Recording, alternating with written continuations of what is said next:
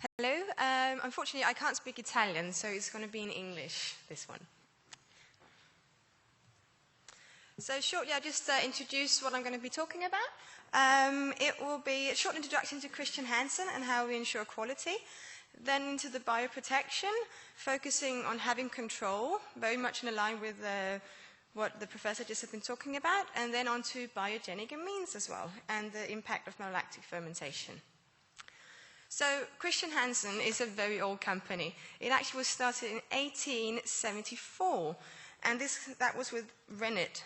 But in 1893, they started producing the first lactic acid bacteria.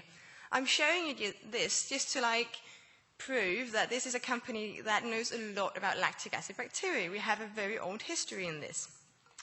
And then in 1993, someone thought, hey, hang on, in wine, we also have lactic acid bacteria. Why are we not producing that? So, of course, we started producing that. It all starts in these small microtiter plates. We gather strains from all over the world. We screen them in these small volumes to do malolactic fermentation. And at the end, it's going to end up in production, as you see in the back. Before we go so far, we have to be sure that these strains are actually safe to use in wine. So we have first a safety test up here. What is interesting for the wine is, of course, the biogenic amine.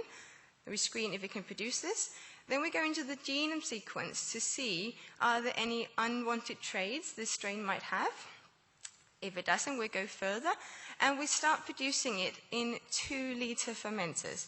And then we go all the way up to 400 liters. But this is just to actually optimize the production and, more importantly, the downstream. So the final product that is for us is freeze-dried or frozen. You actually have very healthy cells that you can inoculate directly into your wine.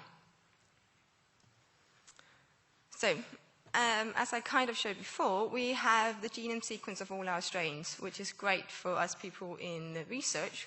If we're in doubt of something, we can look into the genome. And also, on the quality point of view, to ensure that the final product is also of a high standard, we check the CFU. So this is the cell count. How many viable cells do we actually have in the production material? And then also, to double check that they work, we of course need to do some activity tests. And we have our own special MAC test. And then also, if we can in doubt, we would do some vinification testing on it. All of this is just to ensure that we can give you a high-quality product that you can directly inoculate into your wine. So the magic number. This is very important, and not a lot of people think about it. You need 10 to the 6th cells per milliliter of wine before the malolactic fermentation starts. That's why in a spontaneous, you sometimes can have a very long lag phase. It's simply the natural bacteria are building up to 10 to the 6th before they start. And this can be a bit of a dangerous process. Now, but with our product, we know the cell count, we know the activity. We pack according to the activity, so ensuring that if you inoculate the recommended dosage, you have enough cells to start the malolactic fermentation immediately. So, fermentation control, our main thing here. We want people to cover and be in control of the whole process. So this is a picture of an ideal spontaneous fermentation where you would have your non Saccharomyces, then your Saccharomyces, and immediately the malolactic starts over here. Unfortunately, a lot of people kind of neglect the first part. They will inoculate Saccharomyces, and then it may take a little time before it actually really gets kicking. And then when we get over to the malolactic, if you forget this one, and you're not so lucky that it starts immediately, well, then it may be starting all the way out here, and you have a bit of a dangerous zone for contamination. I'll get into that later as well. And I also mentioned there's also a dangerous zone in the beginning. If your alcoholic is a bit slow at starting, you again can have contamination of, for example, acetic acid bacteria or unwanted lactic acid bacteria that can produce your biogenic amines. So this is also from a scientific paper showing a spontaneous fermentation. So normally, in a spontaneous, you would have your non-Saccharomyces to start with. These are the dotted lines, different non-Sacs growing up. And after that, your Saccharomyces will be taking over. That's the lines over here. But as you also see, it can actually take some days. And this is where your wine is standing, being quite vulnerable to whatever can contaminate it. So therefore, we think an idea could be to inoculate non-Saccharomyces. So you keep the complexity of your wine, you're still doing some of the non-Saccharomyces that you will have in a spontaneous, but you're ensuring that it starts immediately and you don't have this space here. And to be quite frank, it is all about competition. If you inoculate a high cell count of a specific yeast, it will take charge. It will be in the biggest numbers, it will be fit for the fermentation, and it will take over. Then to the danger zone between your alcoholic and your malolactic. It was mentioned earlier as well. So this is two different examples. The first one up here is with a spontaneous malolactic fermentation. What we see happening is that we have these 20 days where the wine is just standing, and you can't add too much sulfur because you want the malolactic to start. So this is like a contamination danger zone where, for example, your Brettanomyces can have a lot of free space to work. And what's happening in this time period is simply that the spontaneous is growing up in numbers to reach the magic number before it can start. Then at the bottom here, you see one that was inoculated immediately after the alcoholic fermentation with Viniflora Unos, and you see how it starts immediately, your malolactic fermentation here, and you've finished the whole thing in 31 days without this like danger zone, and you can add your sulfur quickly here. So efficient and fast malolactic fermentation is a key factor to avoid contamination. And it's not just me saying it, there are also loads of papers on this. I just cited one of them here. Prolonged and delayed malolactic fermentation increases the risk of spoilage by microorganisms. So another important thing is that you need to create a good environment for your malolactic fermentation. And too high temperatures during, for example, maceration is not good for your bacteria because it's the combination of the high ethanol and the high temperature is simply too toxic for the bacteria. Yesterday, some people were speaking about the stress of yeast. Well, imagine the stress of the bacteria. It has the high alcohol as well. The yeast is at least producing the alcohol itself. So it is a very toxic environment, and you need to think about these factors as well. So these are two examples from Bordeaux, both of them, and with Merlot. And the same bacteria was used, CH11. So here we actually did a late co-inoculation in 4 different tanks. And just to show you it wasn't the lucky one, they all 4 went through in 17 days. Then over here, we did a sequential inoculation. Unfortunately, we couldn't decrease the temperature to lower than 28. So we tried, and as you see here, even the test one, that's the inoculated, nothing is really happening. It was such a shame. But then they pressed the tank, decreased the temperature to 22 degrees, and boom, your malolactic goes fine. So it's just a thing to remember. Do not over-exaggerate on the temperature. Important, you need to choose the right bacteria. You need to choose the one that fits your wine. We have found different strains with different strengths that fits different wines. So, for example, if you have a low pH wine, you then go for the one that's very good in low pH. If you have higher alcohol, we also have one there. This is just to keep in mind, the strains need to be prepared for the right environment. We've done our work to prepare them, so it's best to use the one that's right for the environment, also to get the optimal malolactic fermentation. So this has kind of been said a bit, so I'll go quickly through it. Biogenic amines are produced from amino acids. That's quite clear. And the most likely stage of this production is the malolactic fermentation. That's why we're emphasizing so much that you need to be in control of this. So here you have a little overview of what can happen. So here you have your pool of available amino acids. Going here, histidine, for example, turning into histamine. You have the arginine that's going to putrescine. And the 4 most important for wine is the putrescine, the histamine, and the tyramine, and the cadaverine.